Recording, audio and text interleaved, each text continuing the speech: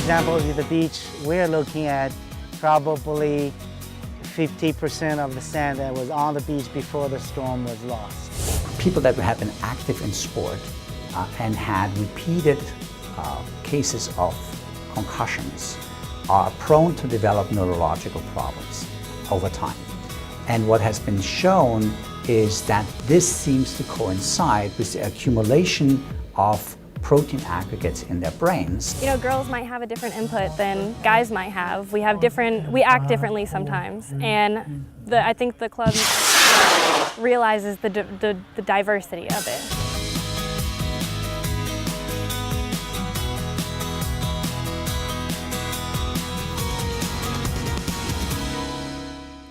Hello and welcome to University Beat. I'm Denise White. When Hurricane Hermine struck Florida last month, the Bay Area was spared a direct landfall. But the storm did cause some serious beach erosion in Pinellas County, and some USF researchers are coordinating the damage assessment. Members of the School of Geosciences surveyed the Pinellas beaches in the days right after the storm.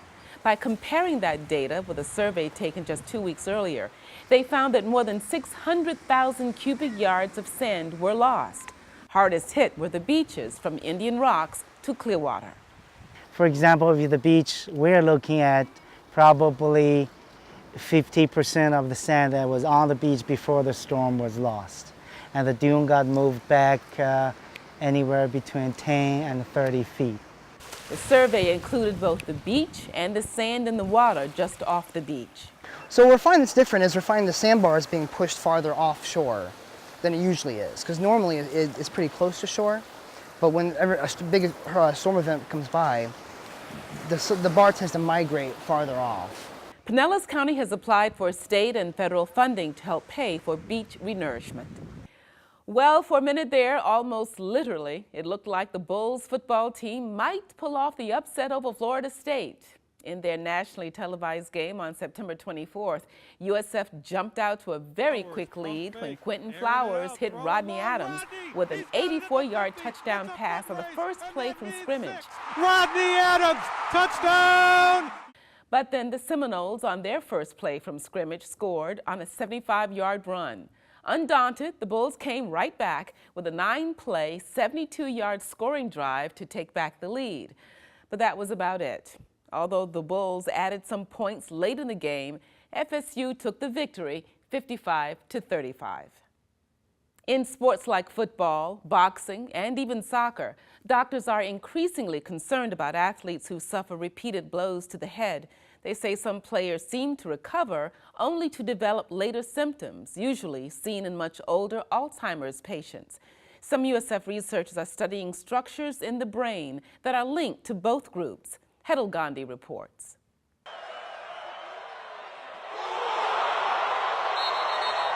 These tough hits on the football field are under close scrutiny, as some athletes who suffer repeated concussions have had problems with memory loss, confusion, personality changes, and depression that begin months or years later. Scientists believe these symptoms are related to the buildup of an abnormal form of protein in the brain, which slows down thinking and eventually destroys brain cells. So what sample are we looking at here?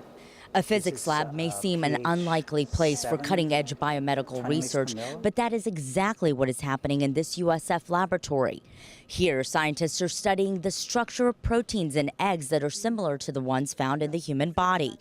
They want to find out why specific proteins start to clump together into so-called aggregates, becoming harmful, causing debilitating diseases like Alzheimer's, Parkinson's, and type 2 diabetes. We think that that might be one of the ways that we develop Alzheimer's disease in old age, that the rate with which we form these proteins still remains, and the cellular police that watches out that we don't have too many of the types of proteins around that can aggregate gets weakened.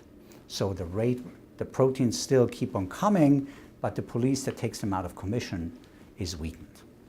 Brain scans of elderly Alzheimer's patients show an accumulation of these aggregates, but so do the brain scans of some much younger athletes. People that have been active in sport and had repeated cases of concussions are prone to develop neurological problems over time. And what has been shown is that this seems to coincide with the accumulation of protein aggregates in their brains that are very similar to the type of protein aggregates that we see in patients that suffer from Alzheimer's disease. Researchers believe brain trauma may somehow open the door to allow these harmful aggregates to multiply. What we think is that these concussions or repeated concussions disrupt cell function enough that this cellular police I mentioned to you is taken out of commission for some time, allows the formation of these aggregated seeds, which usually would happen much, much later in life. But since you now have formed these seeds, they can induce the aggregation and cause problems for these patients much sooner in their life than they normally would. Dr. Mushal recently received a 3-year, $440,000 grant from the National Institutes of Health to continue his research. He says that if they can discover what makes these proteins multiply, perhaps they may also find a way to slow their growth. Dr. Mushal cautions that his research, while promising, is still confined to the test tube and is not yet part of a treatment for any of these devastating diseases. But this type of research may give scientists new ways of looking at potential treatments. For University Beat, I'm Hedel Gandhi. If there's a story about the University of South Florida you'd like to see us cover, you can reach us via Facebook, Twitter, and Instagram by searching University Beat TV. Our email is ubeat@wusf.org, and our website is universitybeattv.org. Our USF history note for this week: the Unstoppable campaign. It was October of 2009 when the university announced the ambitious $1 billion fundraising project. It was designed to, quote, celebrate the energy, vision, and future of one of the country's most exciting and engaged universities. Just last month, USF President Judy Genschaft announced that $939 million has been raised. The USF Muma College of Business recently held its annual scholarship luncheon. It's a chance for donors to sit down with the students who benefit from their generosity. University Beat's own Mark Schreiner served as the master of ceremonies for the event. It honored nearly 200 students who will receive nearly $500,000 in scholarships this year. For business majors like marketing junior Carly Lidge, scholarships make a huge difference. It's really important. I did have to take a couple years, took a year off in a semester because I had to take off to work, to pay for my tuition fees, but knowing now that it's covered, I can focus more toward my academic goals and less on working, so I can graduate in the time that I should be graduating. Lidge said she's glad the college gave her the opportunity to meet and thank the donor behind her scholarship. 13 students, along with honorary members, USF business alum Baron Collier and his wife Dana, were inducted into Beta Gamma Sigma. That is the highest national scholastic honor for business students. In addition to the usual corporate and organizational backers, a number of scholarships were funded by recent graduates from the Muma College of Business.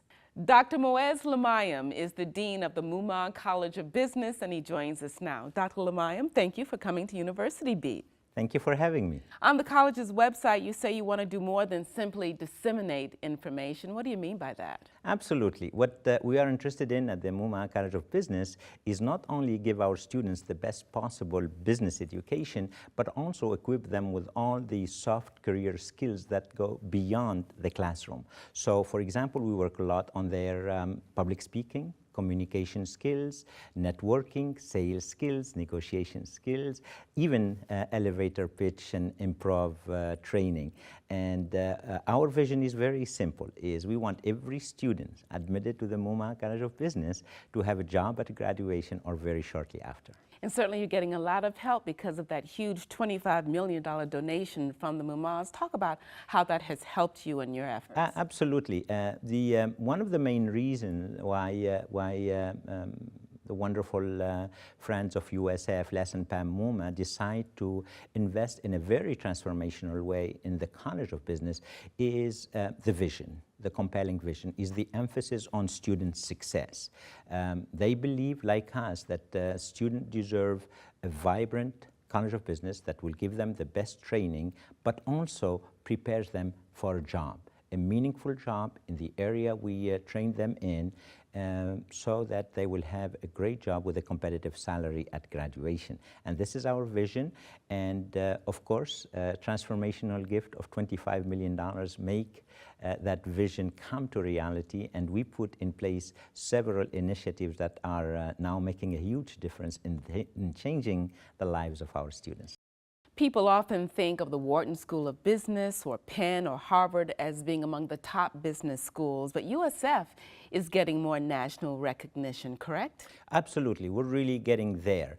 You know, in the world of College of Businesses, if you are not a named College of Business, you can be very good, but you can never break into that top tier of the College of Businesses. Because of our name that we're very proud of, we now are among the top tier named business schools. And what that means is that there is a family, a person, or a business that believes so much in the vision of the college that they invested in a very transformational way. So what differentiates USF's College of Business from the others? Several things differentiate us from other College of Businesses. First, our emphasis on student success. We take student success very, very seriously. So everything we do at the college revolves around student success. So for example, we invest heavily, as we mentioned earlier, in the overall development of the students. So we don't only give them the best possible business educations from the best faculty, but also we try to work with them beyond the classroom on the very important skills and knowledge that prepares them to the business world. And also, for the students who are interested in starting their own businesses, we have top 10 entrepreneurship program and very, very qualified faculty and businessmen and businesswomen who will work with them and help them make their dream of starting a business a reality. One of the things that the college emphasizes is impact, scholarship with impact, research with impact. How do you define impact for your students? Impact is very important. We want to be an impactful College of Business, impactful for our students, impactful for the employers of our students, impactful for our community at large. So impact and relevance go hands in hand. So let me give you an example. For our research, we are not interested in doing and conducting research that nobody reads, that nobody cares about. We are interested in research that helps decision makers make better decisions, that help businesses improve their bottom lines. That's the type of impact we have. We are interested in initiatives and programs that are very impactful for the future of our students, that prepares them to good jobs with competitive salaries. We are interested in impact for the employers of our students, so they will have the best possible interns and the best possible graduates. Can you give me an example of the kind of research you might be working on right now? Absolutely, yes. There are many examples of research. The one that comes to my mind is one of our marketing colleagues is doing research on how the lighting, how the colors, how the music played in a restaurant or in a store affect the consumer behavior. And he was able to help businesses in our areas, restaurants and other retailers, increase their revenue significantly because of his research. That's one of so many examples that we do. So you see, that's impactful. Why? Because we're helping a business improve its bottom line, in this case, many businesses. That's amazing. Now, as we all know, entrepreneurship, it's not enough to be a good engineer to start a business. It's not enough even to be a good business student, a business graduate to start a successful business. Most of the ideas cut across different disciplines. Let's take an example, a medical device, for example. So you need the scientist that will think about the need for that device. You need the engineer to design and manufacture that device, but also you need the business graduates to make sure there is a business plan, a marketing plan, a feasibility analysis behind it. So we are so lucky here at the Muma College of Business because our entrepreneurship program is truly interdisciplinary, and that's why it has been consistently ranked one of the best in the country, because students in business, they work with students in engineering, in science, in medicine, in sustainability, and they work with professors. Every professor, the entrepreneurship program has successfully started at least a business. Yeah, so I guess the students are learning to be collaborative. Exactly, which is very important. Teamwork is the name of the game today. Nobody can do it on his or her own. So the unintended consequences is preparing our students to a world of business where teamwork is very important, and that is absolutely what we try to achieve. Dr. Limayem, thank you so much for joining us. You're welcome. It's my been a pleasure. Thank you so much. The stigma of living with HIV can be socially isolating, and it can prevent people from getting life-saving treatment. This is true in the United States, and even more so in many developing countries. In the Kenyan city of Nakuru, an outreach program aimed at reducing the stigma of HIV through education is underway. Its focus is on young people, and it has a strong USF connection. In her St. Petersburg office, Dr. Tiffany Chineville prepares for the day's meetings and classes. But her work a world away in West Central Kenya is never far from mind. More than a year ago, Chineville received private funding to begin the grassroots research and education program called the SEERS Project. The SEERS program, SEERS actually stands for Stigma Reduction Through Education, Empowerment, and Research, and it's kind of a play on words because a seer is a wise person. And so the SEERS Project really is a stigma reduction intervention. During her visit to the city of Nakuru, she found that many myths about HIV persist.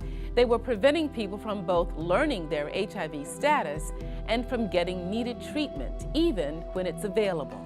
In Kenya in particular, what you see is that there is access to free medication, but again, because of the stigma, many people, including young people who are the focus of the SEERS Project, would prefer maybe not to know their HIV status, but because they fear the negative consequences associated with living with HIV, because people with HIV are shunned even within their own families. And again, this is linked to a lack of information or misinformation. There are many myths that exist currently in Kenya, such as you can get HIV from sharing utensils. So you'll see in families that a family member living with HIV will be isolated from the rest of the family. Here's your fork, your knife, your spoon, your cup, don't use anybody else's. Working with local organizations, the SEERS Project trains volunteers, mostly teens and young adults, to go into local schools and communities to educate other young people about HIV.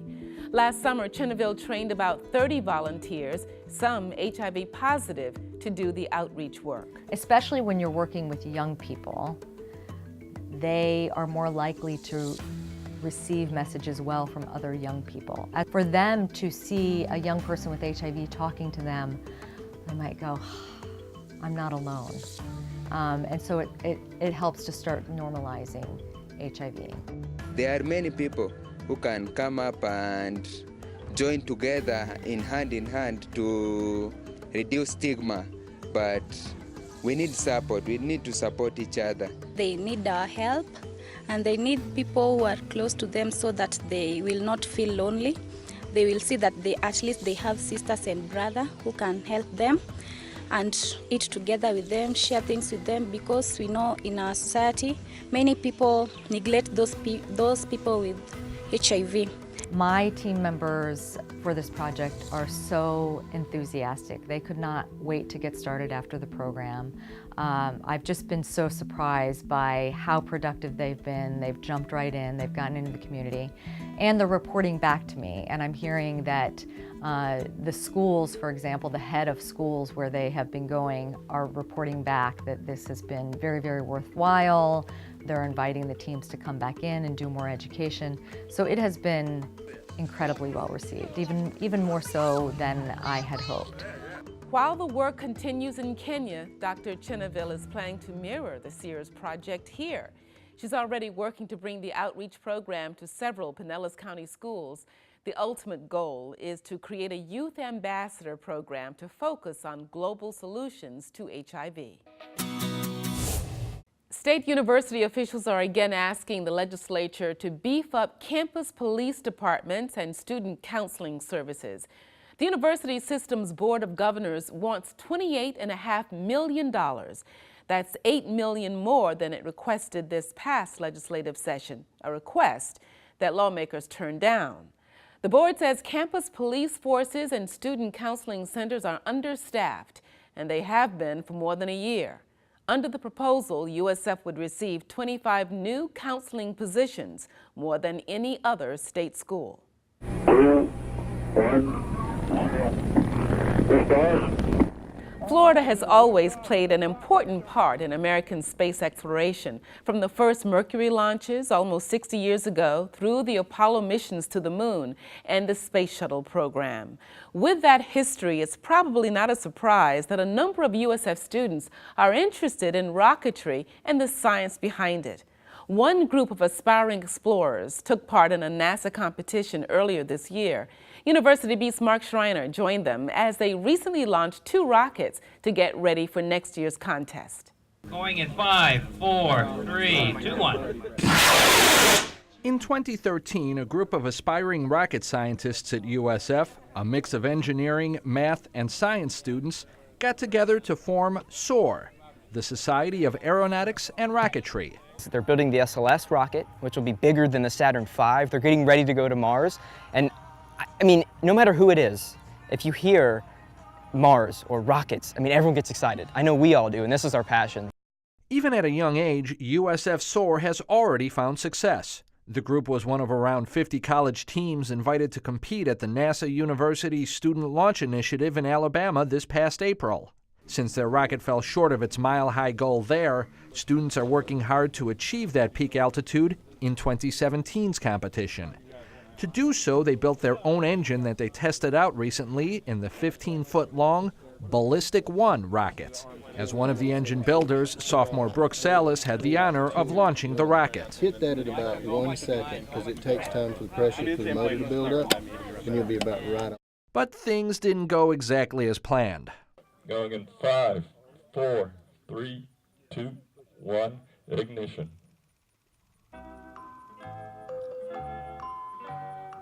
Honestly, it was like my stomach had like dropped because I had put so much anticipation and like hope, and then when it didn't go off, I thought it was my fault. You know, everyone talks about how it would be my fault because I made the motors and everything, but once they told me that it was because it wasn't plugged in, it was just everything was so much better. Yes, there was simply a missed connection to the device that launches the rockets.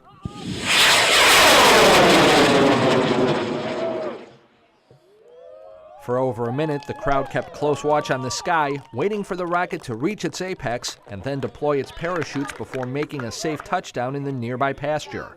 A dozen students walked about a half a mile to retrieve the rocket. Before they picked it up, they paused to listen to a series of tones the rocket emitted. The beeps tell you how high you go. It starts in 1,000th place. For instance, in this case, I think I heard about 5,000, so it'll beep 5 times. That's in feet, so the Ballistic 1 reached an altitude of over 5,000 feet, about a mile high. While the 2017 NASA competition requires the rocket to reach that level, the students had to choose one more contest, and they went with landing their rocket vertically. When asked why they picked such a challenge, Swayam quoted President John F. Kennedy's famous moon landing speech. We choose to go to the moon in this decade and do the other things. Not because it is easy, but because it is hard, right? We don't want to just go up there and do one of the other options. We want to do something that just, no, you know, I want to do something cool and amazing, and we all do. The students hope to serve as an inspiration to younger people interested in STEM, science, technology, engineering, and math. So what we're trying to do is inspire them to be the next people who maybe live on Mars or go even further than that, you know, push the bounds of how fast we can go as a civilization. Because dreaming big and reaching new worlds is what pushes USF SOAR higher. We're trying to send people to Mars in 2030. I want to be part of that. I want to send people to Mars. So learning about this stuff now and graduating with that, I'm hoping that I'll be able to do that. For University Beat, I'm Mark Schreiner. If there's a story about the University of South Florida you'd like to see us cover, there's a new way to let us know. You can download the new WUSF app. There's a contact link. Just put University Beat in the subject line. And you can also reach us via Facebook, Twitter, and Instagram by searching University Beat TV. Our email is ubeat@wusf.org, and our website is universitybeattv.org. And that's University Beat for this week. Thank you so much for joining us. I'm Denise White.